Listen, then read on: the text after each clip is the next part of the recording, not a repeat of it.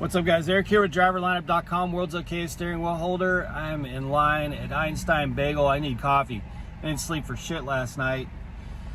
I had to go to Walmart super early this morning to grab some things because we got a load off the yard. Well, we got a load out of the area. Really good paying load, $2,800 to go up to near Albany, New York. So I'm excited about that, but I broke some of my rules on this load. So I may have some regrets. So we'll talk about that later today, as well as the truck and some of the things going on there. More to come. Stay with me. Be right back.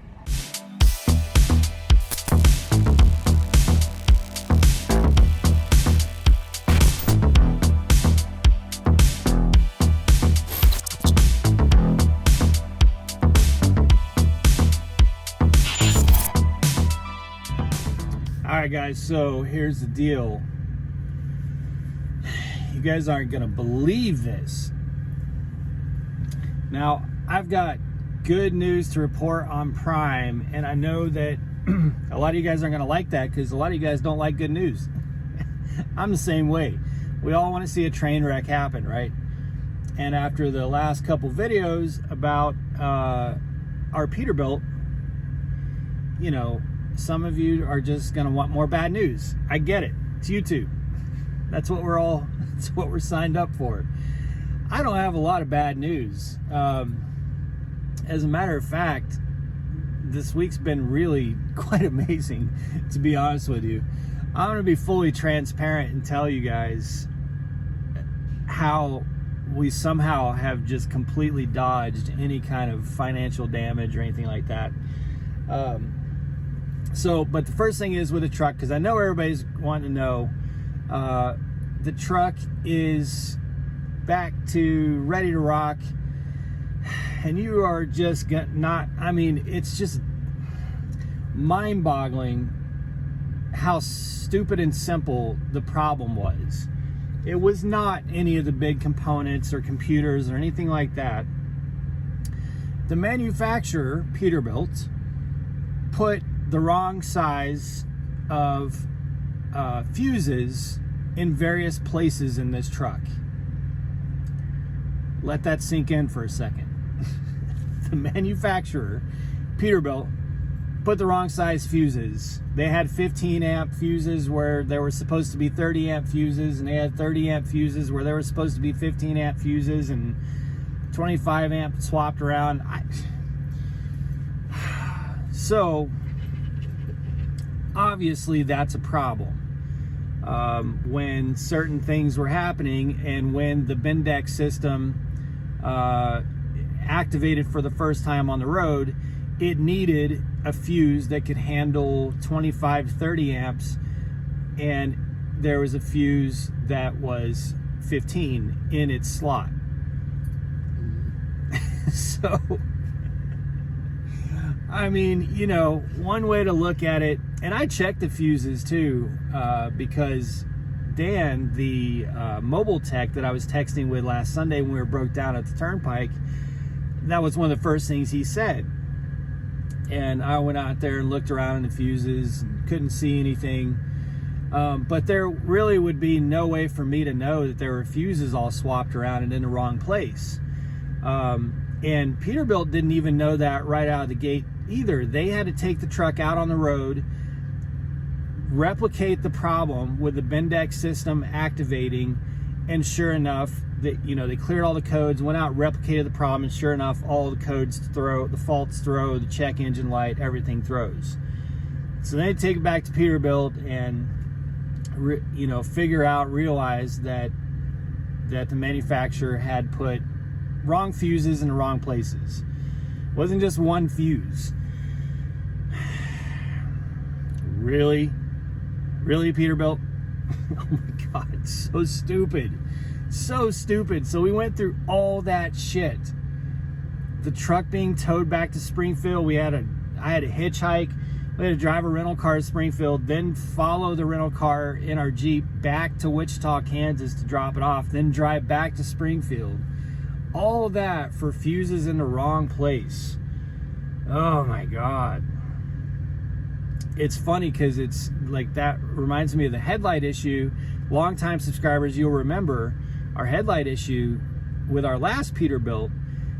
Peterbilt spent like $10,000. They were replacing headlight assemblies, computers, all kinds of shit, and it was a wire touching the hood. You know, probably $150 fix at most, and they spent like almost $10,000. So anyway, that's the truck update. So it's all fixed and ready to rock. And I'm going to give you some more updates here shortly, but I'm going to go get this load and talk to you guys about the load, and then we'll get back to the updates on the truck. All right, so we're here at the Carthage Caves, and as I suspected, and I may have mentioned it in the clip before, I regret the load. You know, you were so excited until you realized it was at the caves. Like, you were like, oh yeah, cool, it's this drop-in hook over in Carthage. Well, outbound, Mark, you know who you are. I love you, buddy. Mark's actually a really cool dude. But I think he was probably... Well, no, he said he thought it's supposed to be a spot trailer. Which... There's no indication whatsoever on the dispatch that this could possibly be a drop-in hook. Anytime anybody ever says they think or it should be... Yeah. So... Yeah. He got me because... And again, I like Mark a lot. So if you ever see this video, I'm not... We love you, buddy. I'm not dogging on you. It's just kinda, a little bit of dogging on you. Yeah, just a hair. Just some friendly dogging. So my options were to go west, Salt Lake City, I think California, and the Salt Lake City was a floor load, which I wouldn't have taken anything to Salt Lake City anyway, but certainly not a floor load. Actually, it was going to Prime in Salt Lake City, and this was the only load going east, which goes up to New York near Albany, which we love taking loads up there. We have a couple places we pick up, like Hood Milk, a couple places we really like to get reloaded up in that area, and it was paying almost $3,000. So, you know, in my eagerness to get a load out, when he said it was Carthage, I asked because it was supposed to be picked up yesterday by 8 p.m. last night. So I was like, well, since that was supposed to be picked up so late, is it a drop-in hook? And he says, yeah, it looks like it might be a spot trailer. Once I saw the dispatch and realized it was the caves over here, I knew instantly that is not a spot trailer. And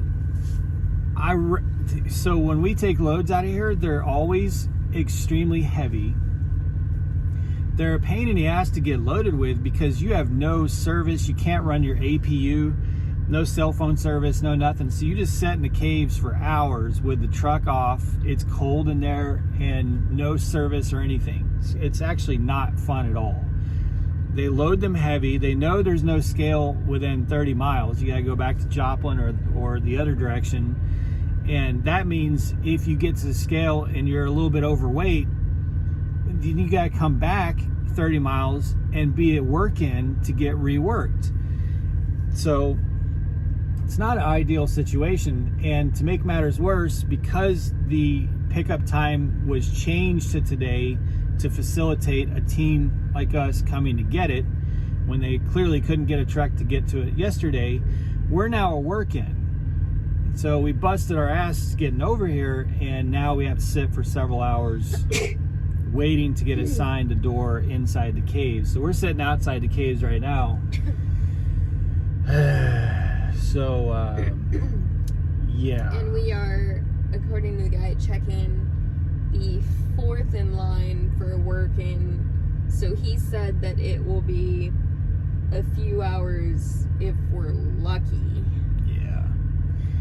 So Carthage Caves are now going on my do not haul list, which was kind of already on there, but now it's like secured. Well, that's just because the creepy factor from last time. I actually like the creepy factor. She like doesn't like it.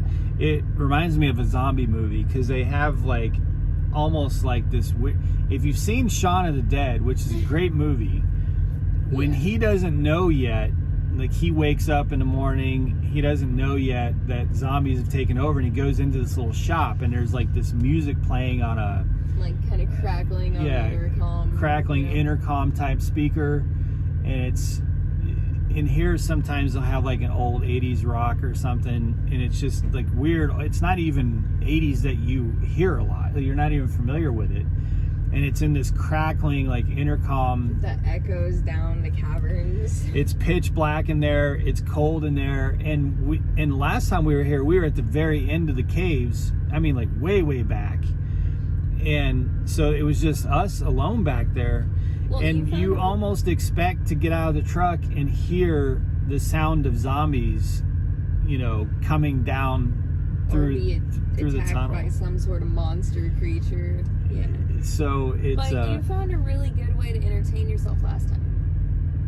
Oh yeah, I was trying to hotbox the caves with my vape because I actually could hotbox a lot back there. Anyway, all that to say, made it nice and creepy and easy. I think I said earlier in the video, I may regret this load. I do, but in any event, it is. It is what it is. It is what it is, and it's good paying load. We're already profitable, and we didn't leave with a load until Friday. Which, speaking of which, I told you guys earlier, we owe a huge thank you to a lot of you for the referrals, because this week was our biggest referral week ever. We did $2,700 in referrals this week. Now, that's not like 27 referrals. We had 3 referrals hit 6 months, and then we had some other bonuses kick in, and we had some new referrals. So huge weeks. And when I mentioned that we somehow came out in a plus, being home for a month and being broke down last week, that's how it happened. So we actually got paid last night, and turned out to be a pretty amazing, almost felt like divine, for this week really working out for us. So thank you guys all so much. We really appreciate the referrals. It did help out a lot this week in making things work out for us. So speaking of which, I did say that I would talk to you. I already told you what happened with the truck. Crazy, ridiculous. So the thing that I need to say now is, again, this is going to be good news. I know you guys don't like good news. You prefer the bad news. Everybody that was supposed to activate and help us did. It was just like before, when we were just getting beat up financially with our last truck and had all kinds of problems. Prime came through in the end and made it right. And I think we got like $3,200 or something like that in breakdown pay the last time with our last truck. Now, we don't get breakdown pay because this is our truck this time, so we're out that. But Road Assist really went to bat for us on Monday morning. Van from Peterbilt really went to bat for us. Peterbilt covered the tow bill. They got the truck. They took it out on the road. They took another vehicle out on the road to replicate the problem. And then once they had it all resolved and figured out, they went out and replicated again. And they did all this in one day, all of it.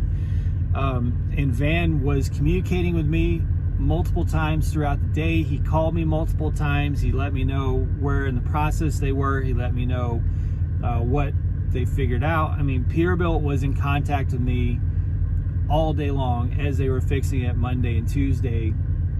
The truck didn't actually get there until Monday afternoon because the tow driver didn't get to Wichita until what time? He got there like 7:30 p.m. And he needed to sleep, so he hooked the trailer up and he stayed there and slept at the toll plaza.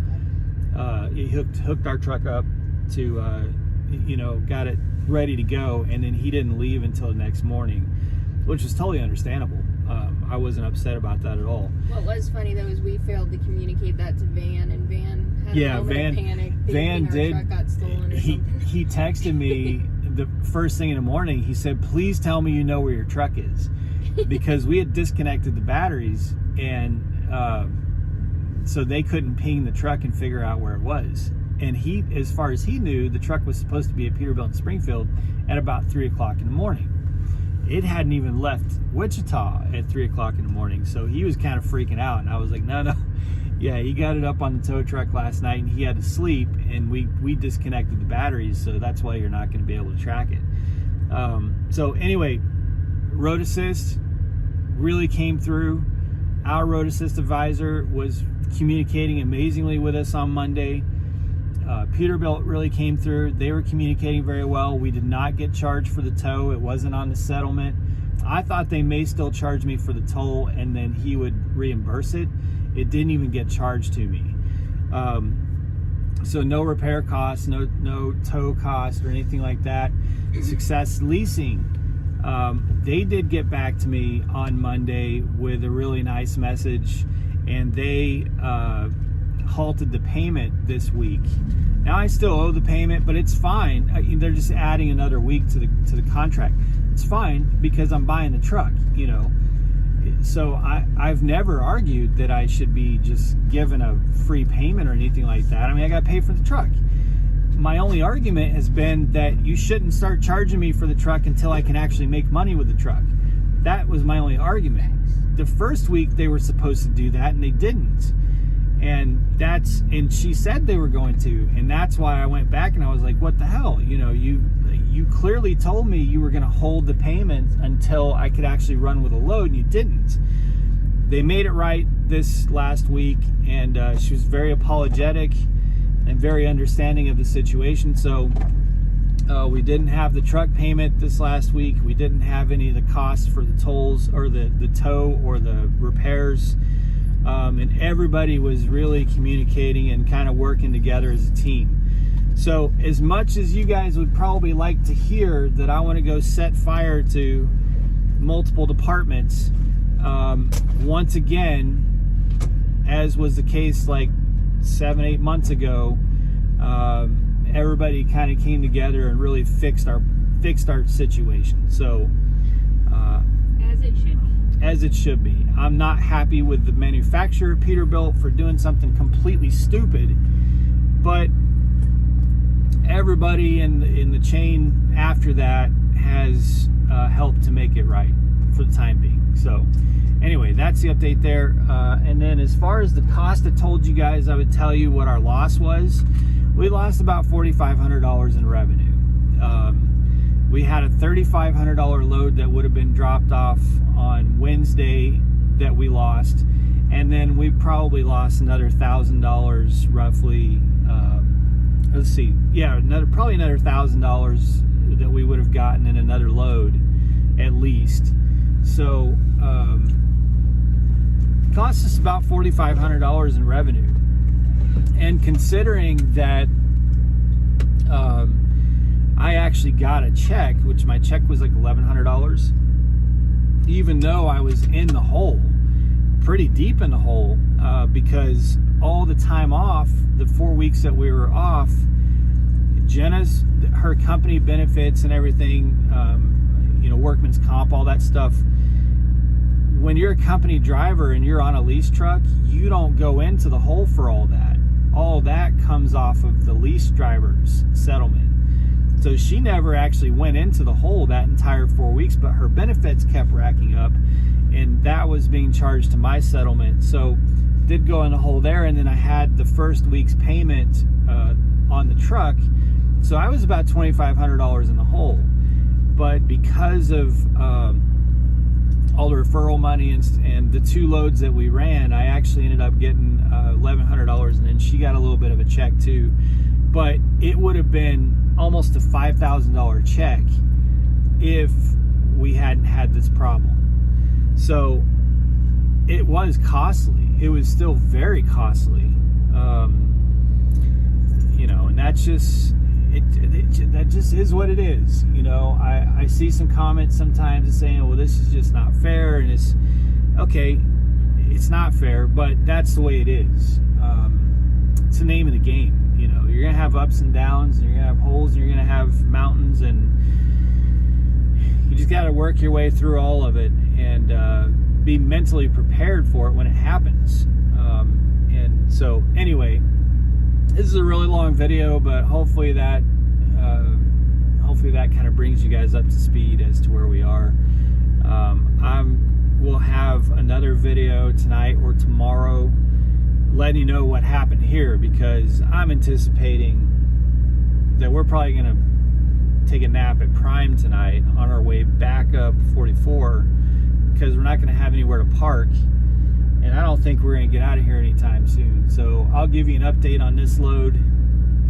Carthage Caves, not a fan. It's never a good experience for us, and this is not a good experience either. So anyway, thank you guys so much. Be safe, make good decisions, and as always, drive to thrive. We'll talk to you soon.